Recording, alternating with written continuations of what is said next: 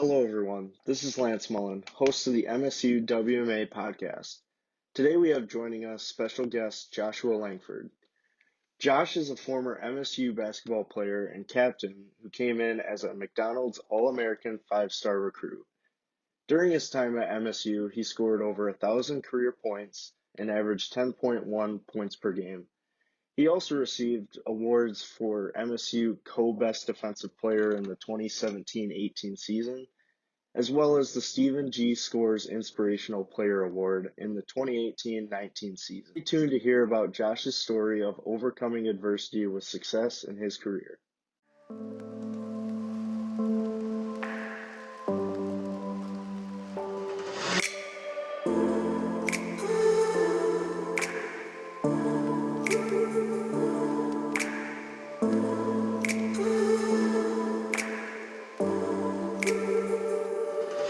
Welcome back, everyone, to the MSU WMA podcast. Today we have special guest, former MSU basketball captain and star player, Josh Langford. Josh, it's great to have you on. Thanks for having me on, man. I'm excited to have a conversation with you. Yeah. So do you want to just start kind of giving everyone a little bit of a background of maybe a little bit of your playing career, kind of coming into MSU as a freshman, star player?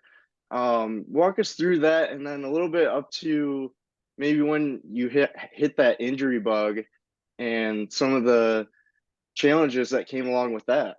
Mm-hmm. Man, so that's a lot to talk about. Yeah. We can just start with kind of coming into MSU. What were your expectations? What was that like? Yeah, well, coming into MSU, I was coming in as a McDonald's All-American. I came in with what some people would call like the class at that time when I was coming in. It consisted of me, Miles Bridges, Cassius Winston, and Nick Ward. All three of those guys are still they're playing professional. And so coming in, we were a very highly touted class. And so honestly, my expectations personally was to, be able to come in maybe 2 years, no more than 2 years at least. And just being real, Yeah. And then go play professional, because no other schools that recruited me outside of Michigan State expected me to be in college for longer than 2 years. That was the conversations that I had with them. And so that was kind of my goal, because I had a vision of getting to, it wasn't that I didn't care about education. It wasn't that I didn't think education was valuable, but I just had a mission and a vision for myself at that time in my life. And that was to be the best basketball player I could be. And I felt like that meant me getting to the NBA. Right. Mm-hmm. So the expectation I had was to come in and just do big things, Yep. win a national championship, go to a Final Four, which that did happen, but it didn't happen the way I thought it would in terms of going to the Final Four. So my freshman year was definitely an eye opener, just because, my expectations were here, and then reality was kind of like here. And so I came in and I had kind of a wake-up call, and things didn't necessarily go the way I thought it was going to go. We were a very talented team, but we were just young. And so that was a very tough season for us. And then personally, I had a little physical challenges that I was trying to overcome, just getting used to playing the college game. And, it's such a different pace. It's so fast paced. And so everything about me was getting adjusted, on top of the fact that, I was coming from Alabama, Huntsville, Alabama, because that's where I'm from. Sorry, I didn't say that before, but I was coming from Huntsville, Alabama, into this kind of climate where it's a bunch of snow. And I remember looking out of my window one morning, and I seen a lot of snow, and I'm like, okay, I'm going to get an email, right? I'm going to get an email, and somebody's going to tell me that my classes are canceled.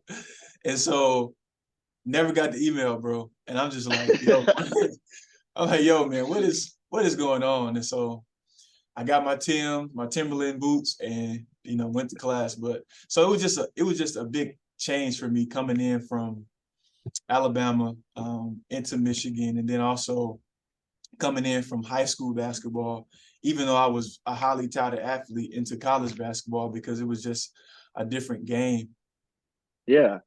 And you kind of talked about a little bit of the expectations, that big class coming in, and how you didn't really expect it to go, kind of like start off super fast, but Yeah, then you ended up starting quite a few games. What was that like when you just started playing and had success? man, it was great because, like you said, that's a great opportunity as a freshman to come in, and I think I pretty much started. I mean, I would say at least 95%, Yeah, 96% of the games.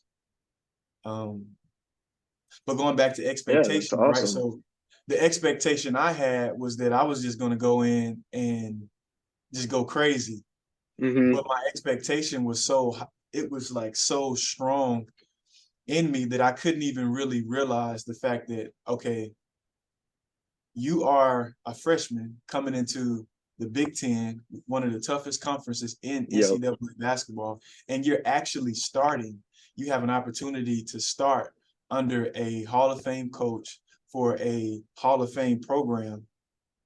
And so many times, like in life, your expect your expectations can be so high, and Hmm. not that you shouldn't have high expectations, but they can be so high that you miss out on like the great achievements that you make. So it's like my Yeah, expectations were kind of blinding me from the great achievements that I was actually being able to make yeah, as a freshman. That not every freshman, gets to actually say that, okay, I came into a college and I started and I contributed on a very high level. yeah. And then going into your sophomore year, what was that like, that off season? You had some success, but it wasn't what you came to do. And then going in, still had that big class, more recruits coming in, a lot more expectations. What was that like? Man, it was a great year. Like my sophomore year was it was a great year, but then also it was a letdown year because we lost. I think it was to Syracuse in the second Yep. round. But that year we went 30-5. I want to Yeah. say 30. We won 30 games, and on top of the fact that we were kind of going through a bunch of different just adversity with the stuff that was going on with the school at the time. Yep. Um, and so that was kind of challenging, and coach was kind of taking some backlash because of some things that he had said. And so it was kind of like every day when you came into practice, because of the atmosphere that we were in at that time, the climate that the university was under with all the different things that were going on, Hmm. we didn't really know how things were going to be with the team and how people would respond to us. And so everybody in the locker room was just kind of like, what's going to happen? Like, but the fact that we were able to still play the way we played and achieve the things that we achieved. I mean, we went to the PK 80. We won the PK 80 that year. Yep. We blew out Notre Dame that year. Because that was like, I think Notre Dame may have been number 3. They were like top Yeah. 5, I think, at that Yeah. I time. remember that. Yeah, and so like we had a bunch of good games put together. We had a really good year as a team, even though we didn't Hmm. make it past the second round. I mean, as a team, we did really good. And then as an individual, personally, I feel like my sophomore year was the year where I was really beginning to get my feet under me. And Yep. I got more comfortable with just like the culture of Michigan State basketball. And I had a better understanding of the system, and I had more confidence because I had already played, so many games as a freshman the year before. Yeah. So it was like things were beginning to build up for me personally. And then, like I said, as a team, it was exciting to play. We had Jaren Jackson, we had Miles, we had Nick, we Yep. had Cassius, and Tum Tum was leading us with his leadership, and Matt Hmm. McQuaid was like, we had such a deep team that even the people that didn't start that were coming off the bench, they could have went to any Big Ten For team and sure. easily started and contributed like on a very high level. So that sophomore year, it was kind of like a year where like I was like, okay, things are really beginning to rise up a little bit. Yeah. And do you want to kind of walk us through kind of that you had all these expectations, you had a great season, and then you get to the tournament and you guys end up slipping up against a team that you would probably beat 9 times out of 10. Do you kind of want to talk about some of that adversity? What do you do after that? Like what's the mindset of that? Yeah, well, I think for starters, um, when you think about adversity or challenges, usually adversity and challenges, they come, or you face challenges when the thing that you feel like you can actually do, you can actually do it. So a lot of times you don't really meet resistance if you're just doing something that that you don't necessarily have the wherewithal to actually do it. But when you have the capacity to actually achieve high level things and you're really pursuing that, Mm-hmm. 10 times out of 10, or at least 9.5 times or 9.9 times Yeah. out of 10, you're going to meet adversity. And so, when it comes to like what we experience as a team, I think we had to look at, okay, we didn't make it as far as we wanted to make it. We didn't Mm-hmm. necessarily fulfill the expectations that we had for ourselves. Now, that doesn't mean that we don't, hold ourselves to that standard, but at the same time, we don't want to get so caught up on that standard that we forget about what we actually accomplished. So going back to what I was Mm-hmm. saying personally about myself, and I feel like this is just a life, this is just a life lesson For, that you can have. yeah. And this is something that you can get like in every aspect of life, because everybody has expectations and everybody, has dreams, and everybody has goals that they set out for themselves to achieve. And usually when you don't achieve those things, you feel like you maybe set the standard too high, or you feel like you maybe set the standard too low, or you feel like you didn't do enough. But sometimes things just don't work out because life isn't about perfection. Like Yeah. you can do everything right, and sometimes things just don't work out the way that you want Mm-hmm. them to work out, and that's okay. And the biggest thing is being able to look back, after it's all said and done, look yourself in the mirror and say, okay, did I do everything that I could do to put myself in the position to be able to fulfill the expectation that I had? And so when Mm-hmm. you talk about us as a team, if I look back at that team, my sophomore year, we did everything that we could do to put ourselves in the position to fulfill the expectations that we had. Could we have did something differently in the game? Yes. Did we mess up in the game? Yes. Mm-hmm. But everybody mess ups in the game. Like it's a perfect game played by imperfect people. Yeah. So you're going to see mistakes. Things are going to happen. Coach may make a bad substitution that if he looks back over the film of the game, he sees like, okay, I could have subbed better, or I could have. You always see that, but all Yeah. in all, I think as a team, we really put ourselves in a position to be able to fulfill the expectations that we had, and we just fell short, and we ran, and we couldn't make a shot. You know what I'm saying? And Yeah. those things, some of It those things are out happens. of your control. Yeah. Yeah, It happens. And I really like that viewpoint. And no matter what, something you can do everything right and everything might not work out the way you want. yeah, yeah, But then yeah. going off that season into that off season, what was that like? You lose Miles Bridges, Jaren Jackson, a couple of these big name guys. What was that like going in? Like, I have to be this guy. I have to be the leader. What was Yeah. that like? Well, honestly, it was, I think it was like anytime you go through change, it's always challenging, because if you think about the dynamics of our team, the main, like the meat of our team even when you think about Tum Tum, you think about Cassius Winston, you think about Miles, you think about Nick, you think about Jaren. The meat of our team, well, not, I won't say Jaren because Jaren came in his freshman year, my sophomore year. But if you think about like that class, we had kind of created some foundation together. Like that team from my freshman year to my sophomore year, we had some people to leave after my sophomore year, but those people, we had kind of developed some kind of like connection and some kind of camaraderie. And so when you have, Ben Carter leave, who was a senior, then you have Gavin Schilling, who was a senior who left, then Tom, he left, and then Miles decided to leave, and then Jaren decided to leave, and then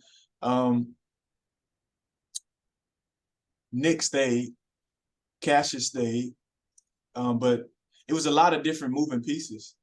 And so it was just kind of like, okay, how are we gonna get back to where we just was after we've kind of lost not everybody, but intricate parts to our team.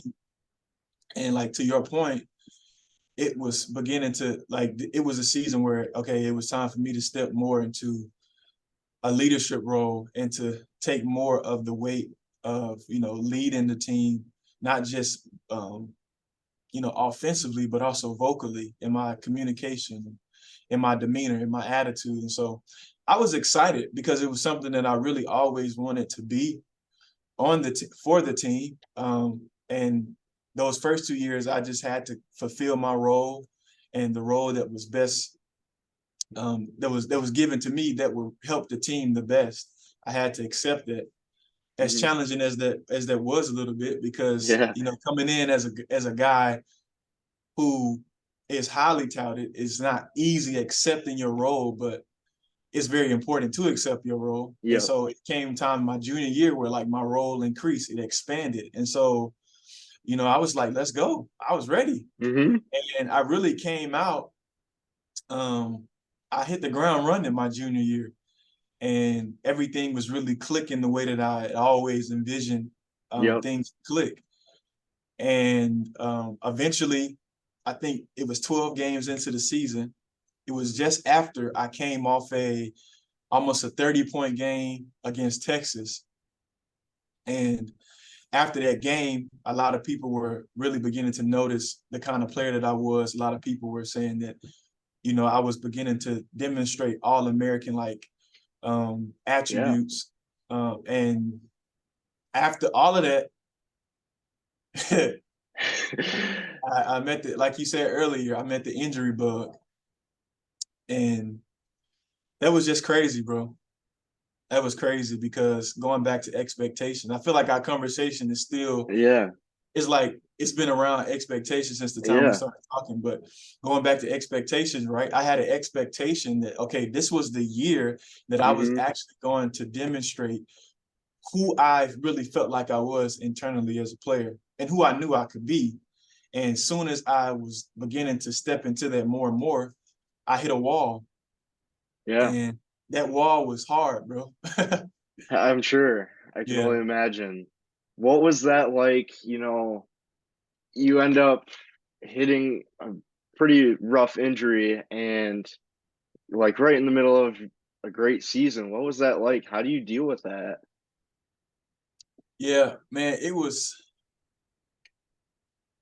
very challenging. And going back again to like expectations, a lot of times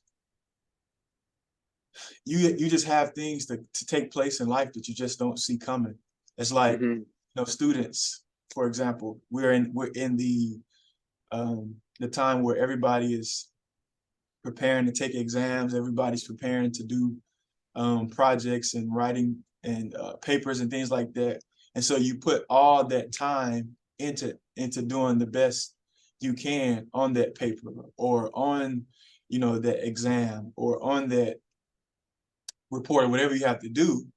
And then when you get a chance to actually do it and you get it back, you don't necessarily get the grade that you felt like your investment proves that you should get. And so it was two things that I had to deal with. I had to deal with the fact that I didn't feel like my investment, I didn't feel like I was getting a return on my investment because I Mm-hmm. put a lot of time. And then I also had to deal with the unexpected. Like I had to deal with the fact that I came into this season thinking that I wasn't going to get injured. I was taking care of my body. Going back to what we Mm-hmm. said earlier, I was doing everything that I could potentially do that I had control over. And then just boom, here comes this injury. And it was very hard because I had experienced injury in my high school career, but I didn't experience injury to the point to where I was sidelined when I was actually beginning to build momentum in my Yeah. basketball career. And so thinking that I was going to actually get to play after I found out that I was injured the way I was injured, that was tough too, because I went through a process where I was just in the boot. And Mm-hmm. so it was just like, day-to-day rest, and we just kind of see how it goes, but it didn't get better. And then when I found out I had to have surgery, and then when I found out that surgery was going to cause me to miss the whole season, that was really challenging. And, you know, I had a GA at the time. We had a GA at that time. His name was Chris Yep. Fowl. And he was somebody that I had spent a lot of time with.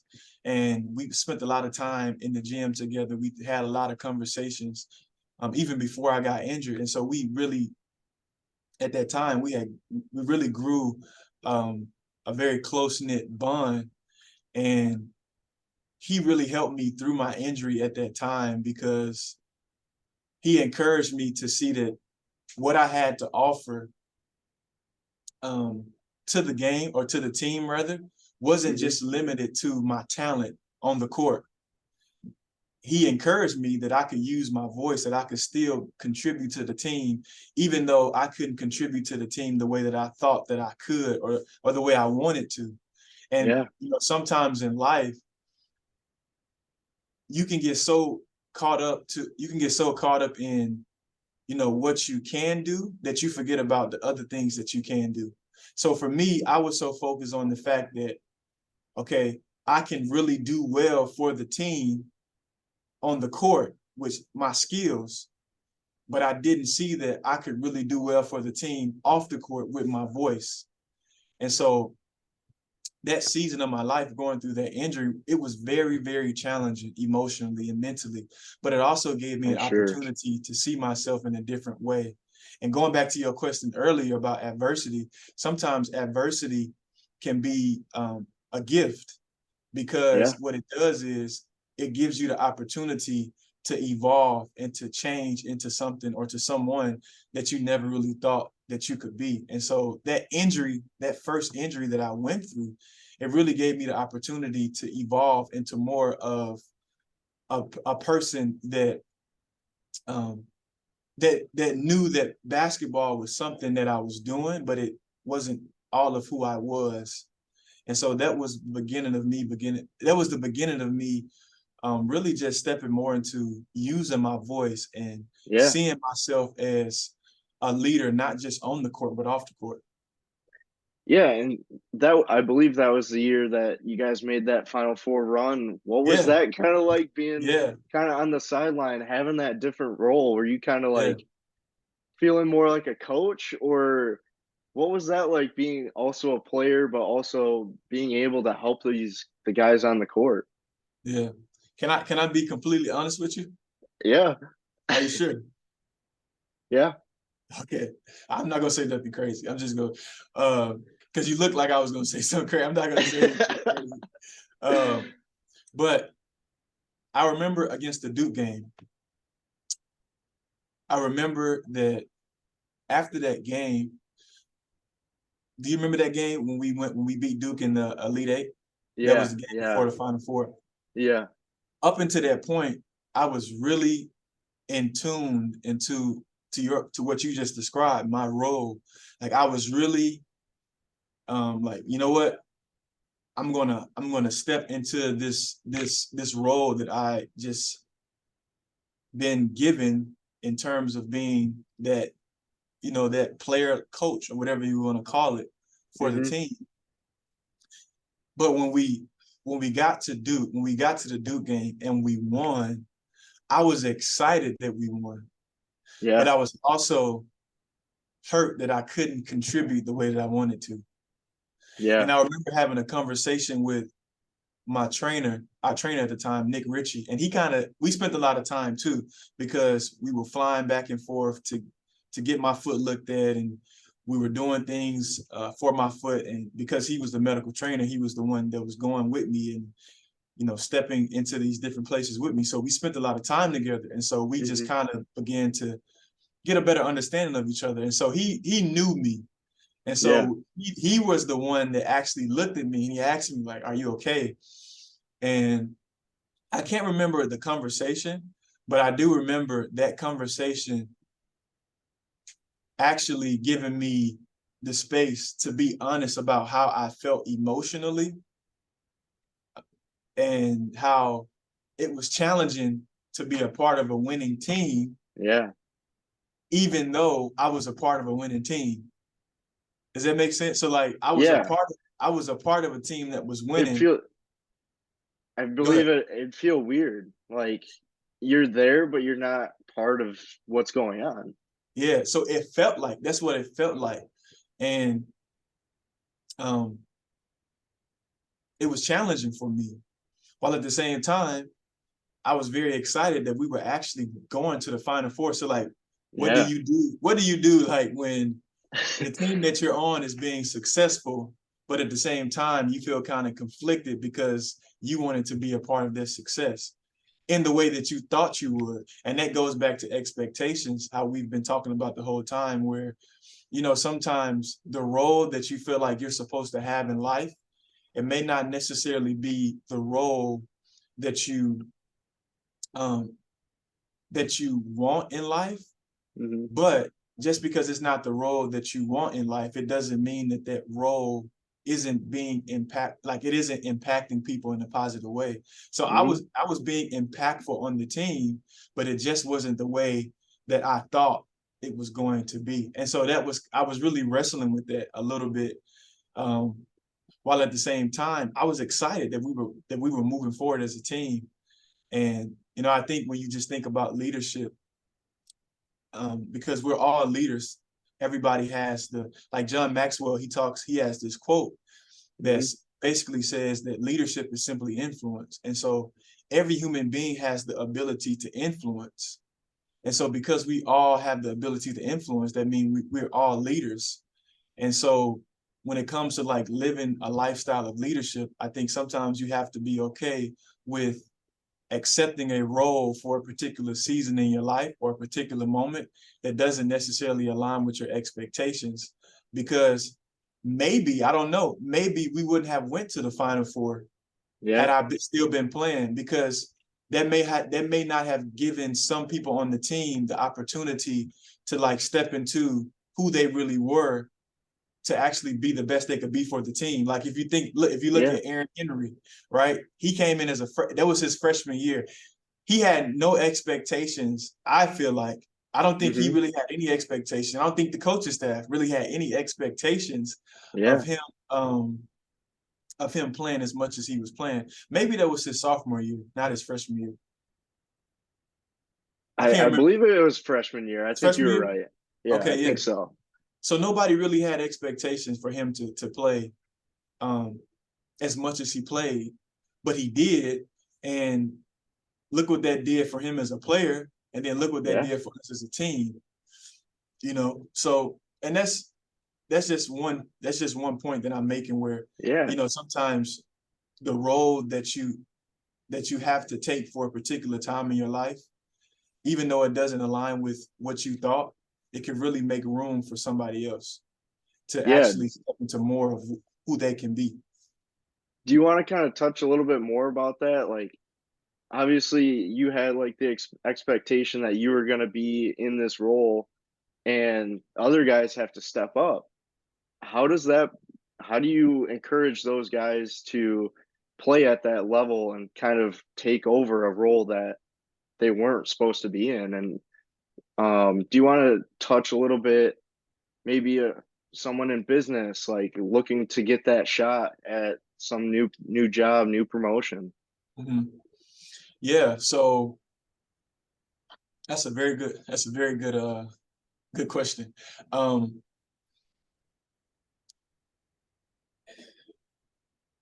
I'll go back to what I said earlier. It was challenging because, like I said, I had a vision for myself. But when it comes to being a leader, and when it comes to understanding that leadership isn't about you, it's about the vision. Well, the vision for the team at that time was, and is what it always is to, win a Final Four, win a Big 10, win a national championship. And so I had to step aside. I had to step outside of myself and say, okay, is this about, like, am I going to make this about me, or am I going to make this about the vision?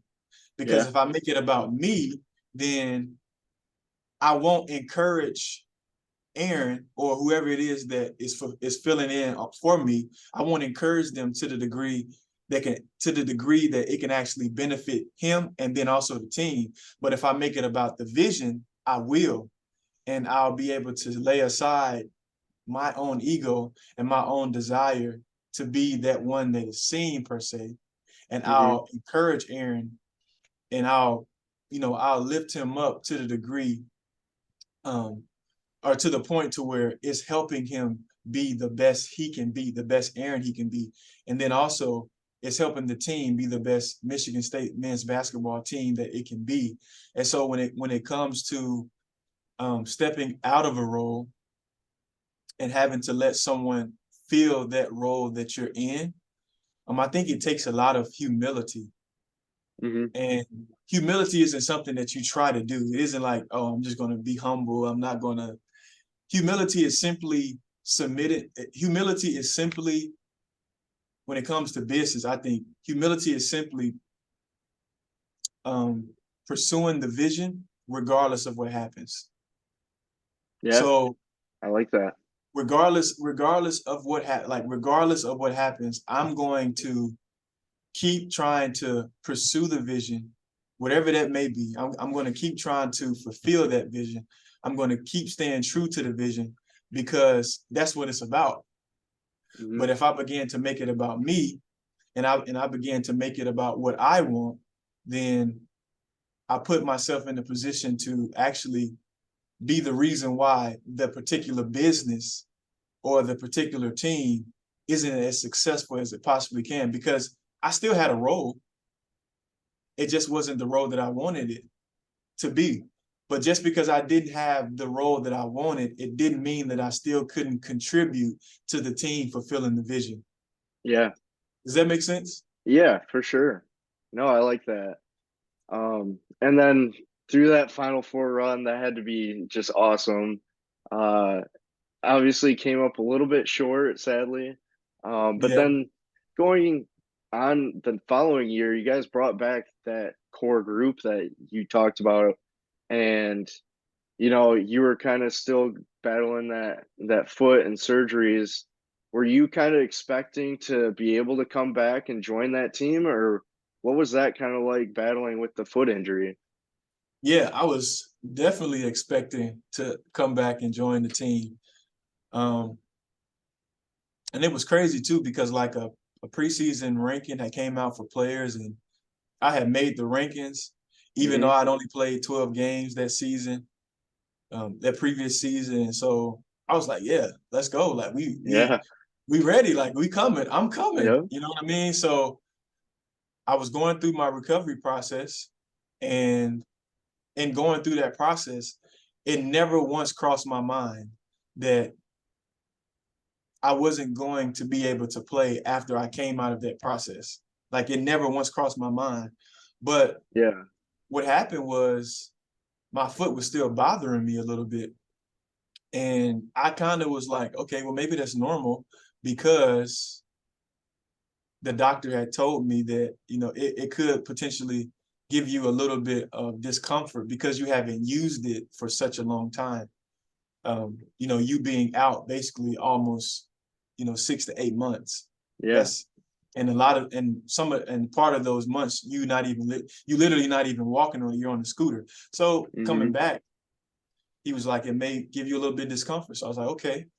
But I end up feeling that discomfort, but it just wasn't feeling right. And so I went to talk to my trainer, and he and I were sure that, everything was good. But he was just like, okay, well, let's get an MRI of it to just kind of see, just for GP, just for good purposes. Yeah. And, lo and behold, my foot was fracturing a different way. Oh. And bro, that really knocked the breath out of me. And, I know that the only reason why I was able to make it through that, because emotionally, I was just devastated. Mentally, mentally, I was devastated. It was just like somebody had took my heart out of my body, and I was trying to like find it. Yeah. That's the best way I can describe it. Yeah. And so it was just very challenging, bro. And when I look at that particular season of my life, I think I know that the only reason that I was able to make it through that was because of like my faith, and then also the people that I had in my life, including like my teammates and my coaches and my family and, other mentors at that time. Yeah.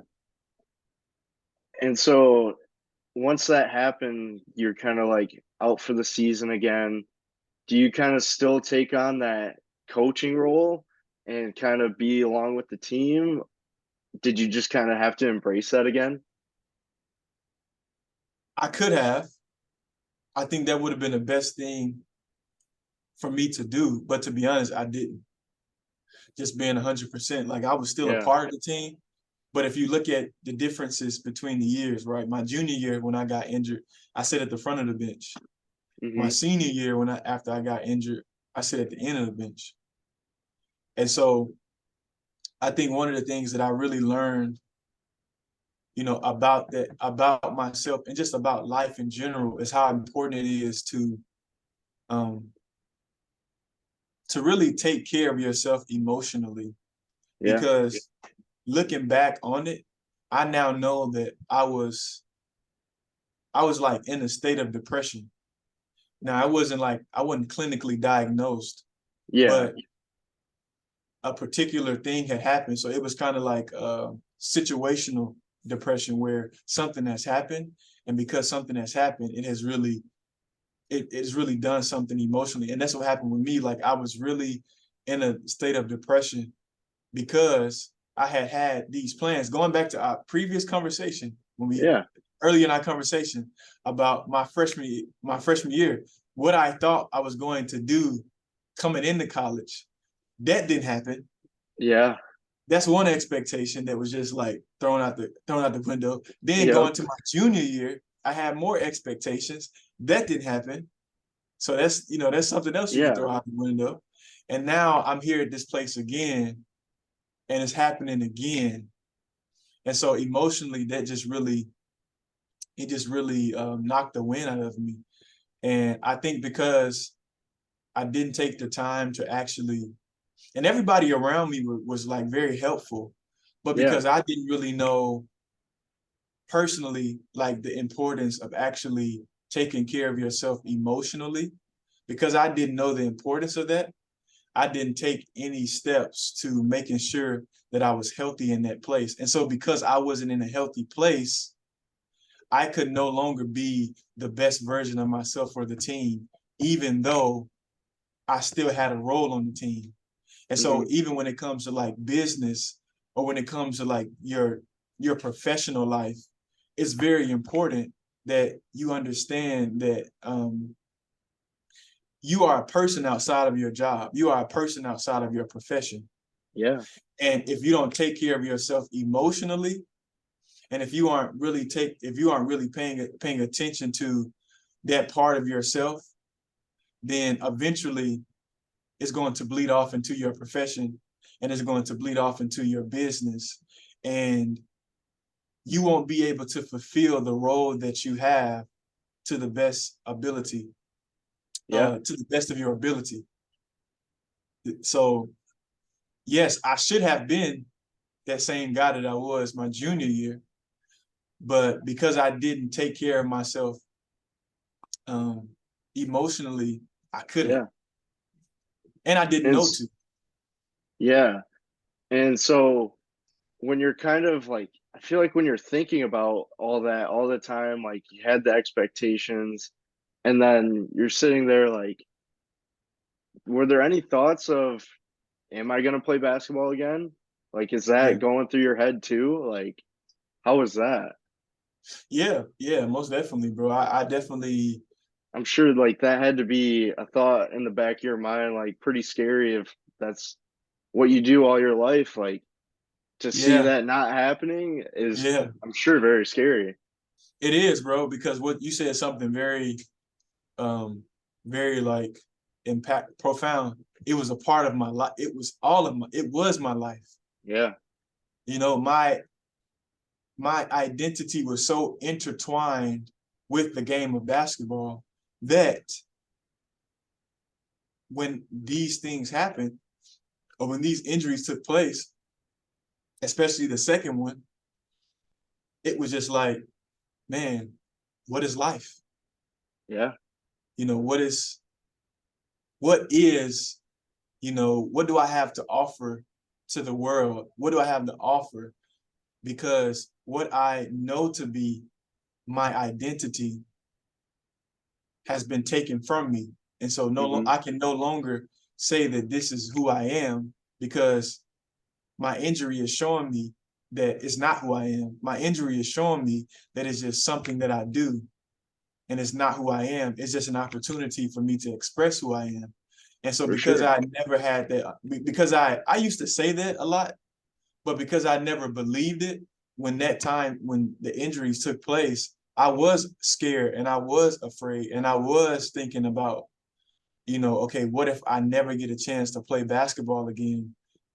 Um, because of, these unfortunate events or these unexpected circumstances that have taken place. And it was very challenging for me. And even after the season, it was a time where I was contemplating whether or not I was going to come back and play. I was just really thinking like, okay, Yeah. you know, maybe I just go do something else. Yeah. Maybe I just let it go. But I didn't. Um, by grace, I was able to come back and play, Yeah. and that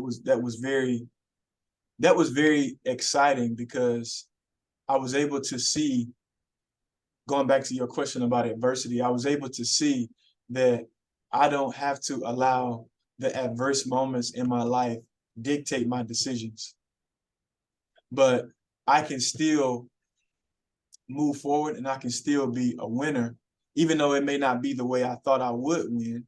I can Hmm. still move forward, and in spite of what I may go through.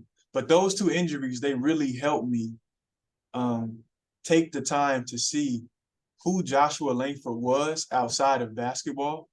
And my red shirt year, my red shirt year, the extra year that I got, Yep. I was in a master's program, and when I went through my master's program, that was also when I began to see, like, wow, there's more to me than just the game of basketball. And those injuries, and then going through my master's program, it really began to like evolve, or it just gave me a new perspective on what my life could be like. Yeah. Because for so long in my life, I felt like success meant me going to the NBA and me, you know, having like a 10 to 15 year career, Yep. and me retiring and then me being like a TV analyst, and like for so long in my life, that's what I thought success was. But I only had those thoughts because I didn't allow myself to step outside of the game of basketball and see, who am I outside of what I do? And if I had to encourage, like, or if I had one piece of advice for students, Yeah. I would share with them that you are a person before you are a student. And so even though you're here to get an education, even though you're trying to pursue, high level things in business or whatever Yeah. it is, it's very important to understand and realize and know that what you do doesn't define you. It isn't who you are. What you do is just an opportunity for you to express who you are. And so we all have different kinds of things that we can do. And we all have different um, passions, and we all have different gifts that we can contribute to the earth and to human flourishing. And we don't have to just limit ourselves to just one thing. Yep. I feel like sometimes in culture, you feel like you have to limit yourself to one thing, but you don't always have to, you don't have to do that. You can be in business, but then you also could be a pastor. You can be in business, but you also could be, I don't, whatever, Yeah, whatever, you know what I mean? So it's just so for many sure. things that you can do as a person. But I think when you allow yourself to know that, okay, this is what I do, but it doesn't define me, it gives you the freedom to actually step into all of who you can become. Because Hmm. I think I feel like life isn't really about what can you do, it's more about who you can become. And so Yeah. when you allow yourself to not be defined by what you do, you give yourself the freedom to really become all of who you were created to become. It's Hmm. almost like you let yourself out of a cage and you just let your wings just flap and you just Yep. fly. It's really interesting to hear, like, after the fact, all this adversity that you've gone through, looking back, you're like, can learn from that. But I'm Mm-hmm. sure during all this adverse times, it had to be very challenging. But after the fact, you can kind of see it. I like that Yeah. viewpoint, being able to understand it. Mm-hmm. And then I just kind of want to follow up with your final year playing basketball. What was that like? Did you have, was it all that you dreamed of? I mean, COVID had a big impact on that. There was a lot of challenges, but did you enjoy the rest of your playing time? I did because um, I got a chance to play again. It was just kind of like after those two injuries, I didn't know whether or not I would be able to play again. And so just Yeah, the simple fact that I got a chance to play again, that was that was exciting for me. And that season was full of challenges. Like I would for sure. sometimes, not sometimes, but I tell people like that was probably that was probably more challenging than my injuries, to be honest. Wow. Because my injuries, even though I didn't necessarily expect them, it was like I didn't have to, I was out of it was like I was away from the game. And so I got a chance to step away from like the challenges, kind of.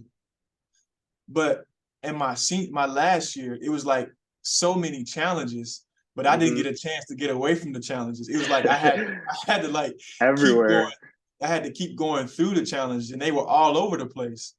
And then even the simple fact that that season was like a very down year for Michigan State basketball in general, not just, Yeah, not just us as players, but like basketball. So you had all these yeah, different things, COVID, and then I got COVID, and then I had some challenges physically again, like, but they weren't challenges that would stop me from playing. They were things that I just had to keep going through because um I was just coming back from playing. I mean, yeah. from not playing. And so I had so many different challenges going on. Uh, and so that was a Yeah. very tough year, but it was a very exciting year because I got to play. And I think I that's w- just go ahead. I wouldn't say you guys had a down year. I mean, obviously from Michigan State standards, you guys probably had a down year, but you guys had some really big wins that year, and you guys were exciting to watch every game.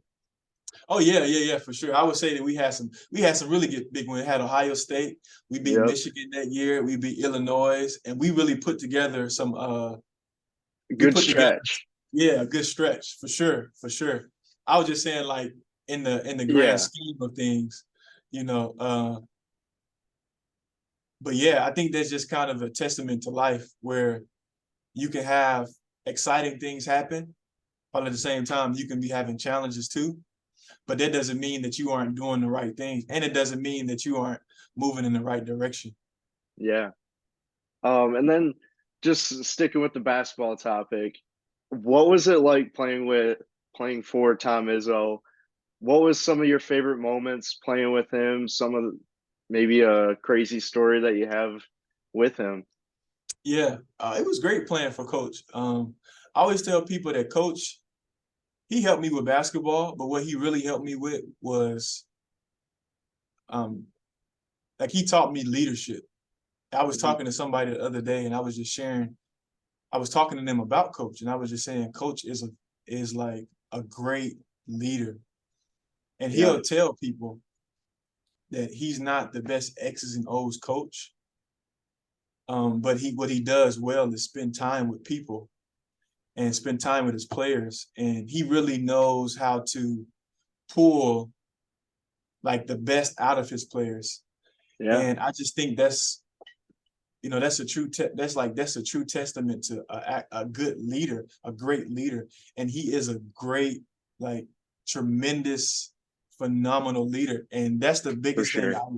that's the biggest thing I learned from him, like sitting under him as a player, being coached by him, is the importance of leadership and how to lead. And I'll give you a story that connects to Yeah. this.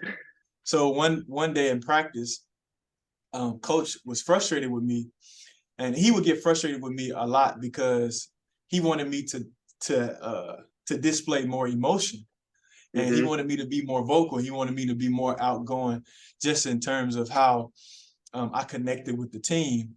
And this may have been my freshman year. And one day he was frustrated because I wasn't showing any emotion. And the basketball was like laying right beside us because he was talking to me and the ball was laying right beside us. He said, you Yep. know what? I want you to take the ball and I want you to take it. I want you to throw it. I want you to throw the ball to the other side of the court. I'm like, bro, I'm not about to throw this ball to the other side of the court. Like, what is he talking about? Like, he tripping. He crazy. Like, I'm not doing it. But he's like, no, I want you to throw it. And I did it and I threw it. And in the moment, I didn't really understand. But looking back on it, I can see how that was a moment in my life. That was a very pivotal moment in my life. It may not sound like it, but Yeah, personally, I know it was, because what it did was it taught me how to express myself. And when it comes to leadership, you have to be okay with expressing yourself, because hmm, if you never express yourself as a leader, you will never be able to um, vocalize the things that need to be vocalized in order to bring the impact that you can bring. And so in that yeah, moment, it was like a seed was planted on the inside of me to teach me the importance of expression, because all great leaders, they know how to express. Expression doesn't mean explode, yeah, but understanding how to express yourself it's a very it's an essential skill that you need in your leadership journey.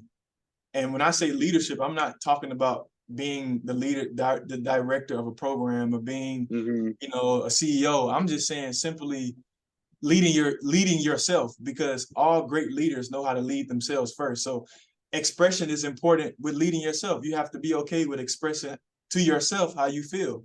And yeah. then you also have to be okay with expressing to others how you feel. So um, I would say I learned leadership from Coach and how to be Okay, a really great leader.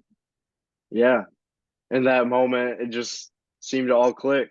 It all just kind of like planted the seed. That's pretty cool. Yeah. And I didn't know that And then. I didn't know that yeah, then. Then I was just like, yo, he tripping. just like the injury, looking back, now you see it. Yeah. Um, but then after that, like you decide basketball isn't going to be your future. What what made you decide I want to pursue something else? And then what are you up to now? And what do you see yourself in the future doing? Yeah. So what made me decide that basketball didn't have to be my future was when I realized that it wasn't the only thing that I could be good at.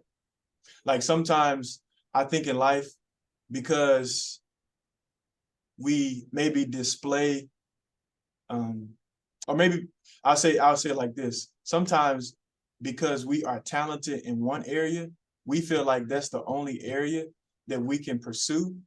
When being good at something doesn't always mean you have to pursue that thing. Like I could be good at, um, let's say I could be good at, I don't know, Shooting a jump shot. shooting a jump shot. Yeah, take me for example. I Yeah. could be good at shooting a jump shot. That doesn't mean that I have to shoot a jump shot for the rest of my life. That could just mean I'm just good at it. Yeah. But being good at something it isn't a requirement. Well, it is, but being good at something doesn't always mean that you have to do that thing. And I think it goes back to what I was saying earlier about realizing that what you do doesn't define who you are. And so if you feel like you're good at something and you're allowing the fact that you're good at something define who you are, it could potentially stop you from going a different direction that actually connects more with who you are. And so when I began to understand that, that gave me the freedom to say, okay, I can still be impactful and I can still be influential and I can still help people in a very positive way, even if I don't play basketball, because that's just one of the things that I'm good at, but that's not all of the things that I'm good at. And then that made room for me to apply for the role that I'm now in the Hmm. College of Business for the Multicultural Business program as a program coordinator. um, that made space for me to apply for that role. And now I'm here. And now I have a chance to talk to people like you. And now I have a chance to Yeah. connect with students. And now I have a chance to really share my story and share the things that I've learned and give it to students in a way where they can get it and move faster than I did. And they can be at a certain place quicker than I was mentally and emotionally Hmm. and relationally, so that their lives can be healthy, because I think like having a healthy life is a life that is full of fruit. Like Hmm. if you're healthy internally, you know, your job will be healthy, your relationships will be healthy.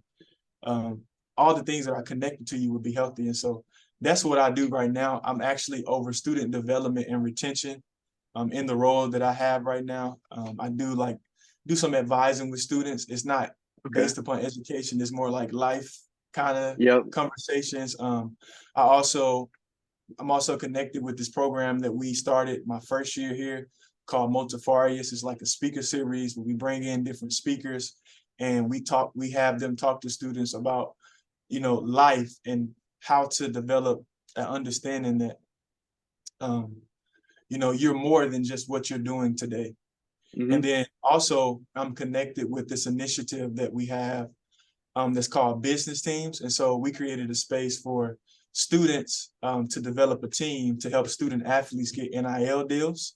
And so Okay. my role on that is to be a life coach for the students and the student athletes as well. So to talk to them about kind of what Awesome. we're talking about now with Yeah. identity and understanding that who you are isn't defined by what you do. As a matter of fact, I have two students sitting outside my office right now waiting for me. Um, but yeah, so that's a little bit of what I do now. Okay. And then along with that, is there what's the best way for students to kind of reach out to you to kind Mhm. of pursue that? Well, so you can first of all follow our program at MVP underscore dot MSU. MVP, I think it's underscore dot MSU. And Okay. then you could follow, and that's on Instagram. And then All you right. could follow me personally at Kingdom Thinker 7. That's Kingdom Thinker 7. Okay. And then you could email me at langfo36 at msu.edu. That's LANGFO36 at msu.edu. Awesome. And we'll put that in the description below. Okay. So students can reach out to you if they want to reach out. But yeah, Josh, it was great having you on. Just want to wrap up a little bit. Want to say thank you. I really enjoyed the conversation and really enjoyed having you on. If you like what you just heard, me, please like, comment, and share. MSU WMA, or Michigan State Wealth Management Association, is a student-run organization part of Broad College of Business, located in East Lansing, Michigan. Okay. Our mission is to inspire and educate next generation of financial planners. Thank you for listening on today's episode. If you enjoyed it, please check us out on our channels on Spotify and Apple Podcasts, and check us out on our socials at MSU WMA and msuwma.com.